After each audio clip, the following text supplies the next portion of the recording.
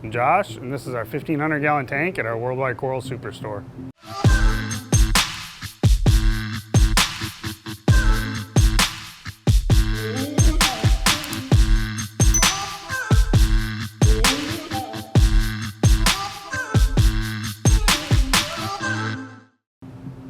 This tank is 10 foot, 10 inches long.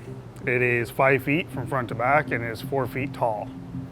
So this tank kind of came around because we were looking for a wow factor in the back of the store. Being that it's in wall, we wanted to show its depth, so we did 2 viewing panes. So we've always done really traditional style tanks with a canopy and really nice furniture. This time we decided to go with an in wall. We were able to put a quartz sill at the base of the tank to really give it that elegant vibe. There's a lot of equipment involved in this tank.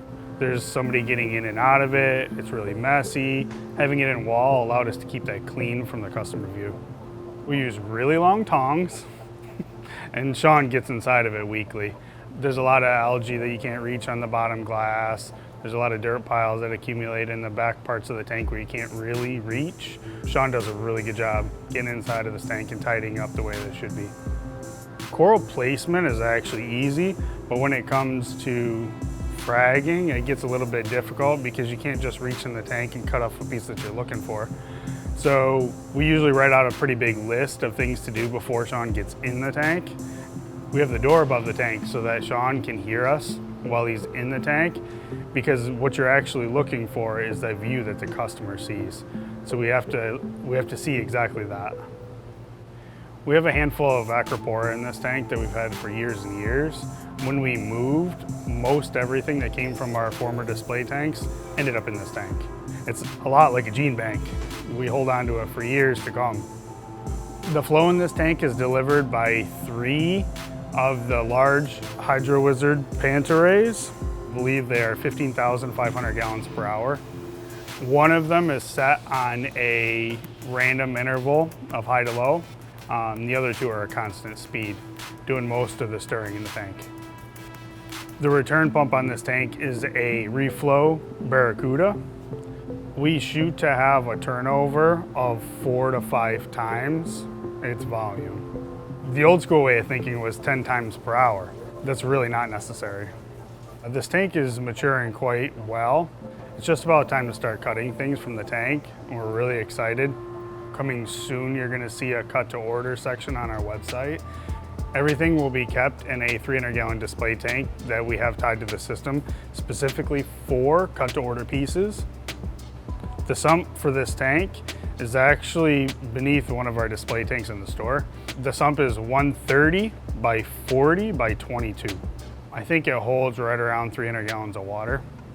It has filter pads, but we also have a provision for filter socks if we need to polish the water a little bit better. The tank has a Super Reef Octopus 8000 external skimmer, which is 100% necessary. These fish are really big and they're really wasteful. In this tank, we deliver the flow with the 3 big pant array pumps, and it took us quite some time to figure out how to properly do it. We had a lot of dead spots in the front. Then we ended up with everything piling up on the side, which was viewable from the end panel.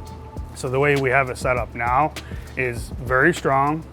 We were able to find a nice little cove for a lot of LPS, which wasn't originally intended. It was going to be all acropora. So this tank is a true testament to what we've always done. High flow, bare bottom, really rich nutrients. We like to see that coralline grow on the bottom of this tank. The only reason why there's no coral on the bottom of this tank like our 500 gallon tank was is because Sean has to get in it. So he's actually walking on the bottom of the tank, which makes it difficult to grow the corals there. So this was always intended to be Casper's home. He actually stayed for the longest time in a 125 in our office, all by himself, mostly. So the fish that we put first were far less aggressive than he. They have gotten big, they have turned a little bit more boisterous, but they were a perfect fit for him. Casper's our mascot, so it was really important for us to do this properly. The other fish in this tank are not going to be surgeon fish. They're going to be a bunch of small, more pelagic type fish like Anthias like firefish, like chromis, like wrasses, always considering that Casper was going to be the star of the show. So when we added Casper, we put a bunch of zebra soma in with him. I think there's a black scopus and a handful of yellow tangs that all went in together. So for the first day, it was a little nerve-wracking because the Maculiceps and the Mauritian zebra tang kind of headed out for him. That passed, and now the black shoulder still shows him who's boss, but Casper really knows. The majority of the fish in this tank are large fish. We have a Matta Tang that they've named Bubbles. We have a Maculiceps tang, a Mauritian zebra tang, a unicorn naso. Most of the fish here are just utilitarian. My favorite part of the tank is standing on the 5-foot panel on the end. It has a whole different depth than your standard tank. We really wanted to have a tall aquarium, but it also makes it one of the most challenging parts of it. Simply gluing a frag when a fish knocks it off is difficult. Even remembering where you put them in a tank this large. There was also things after it's been set up for a while that we didn't consider. In the beginning, we didn't have the lights turned up as high as they are now. We didn't realize that there was going to be as much heat from the lights as there really is. We had to mitigate the heat with an exhaust fan. The tank currently runs about 79 degrees, which seems to be pretty consistent, so I think we're going to leave it where it's at. There is 21 Ecotech Radion Gen 4 Pros on this tank.